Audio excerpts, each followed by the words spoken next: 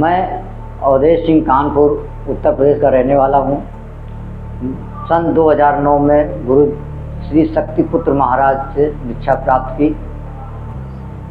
दीक्षा प्राप्त करने के बाद गुरु जी के कार्यों में मैं जाने लगा।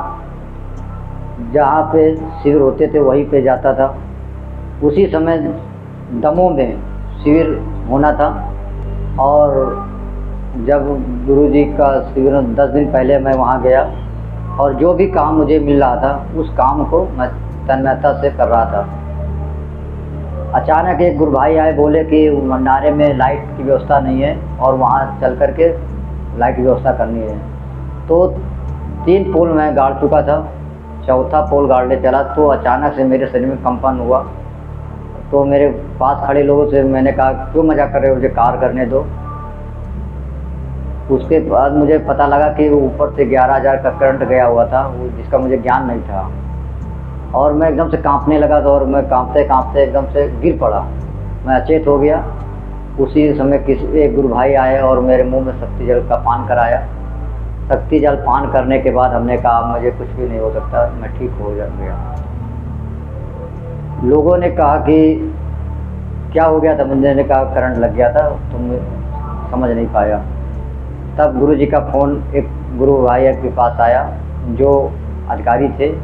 उन्होंने कहा कि आपको डॉक्टर के पास जाना है इलाज के लिए। तो हमने कहा मुझे कुछ भी नहीं हुआ, हम नहीं जाएंगे। तो बोले नहीं, गुरु जी का निर्देशन है, गुरु जी की आज्ञा का पालन करने के लिए। फिर मैं डॉक्टर जी के पास गया। वहाँ जाने के बाद हमने देखा कि डॉक्टर से पूछे हमसे क्या हुआ है। हमने कहा 11,000 का करंट लग गया है। तो बोले क्या तकलीफ़ है। मैंने कहा मुझे तो कुछ भी तकलीफ़ नहीं लग रही, आपको अगर लग रही है तो कुछ देख लो। तो उन्होंने कहा कि करंट आपको लगा है तो तकलीफ़ क्या हो। तो उन्होंने कहा ये छाले हैं थोड़े हाथ में और पैर में। उसके बाद उन्होंने मेरे को एक इंजेक्शन टेटनस का दिया और सिप्लाक्स टेबलेट दिए खाने के लिए और सुप्रामाइसिन ट्यूब जेल दिया लगाने के लिए और एक टेटनस का सुई लगाया।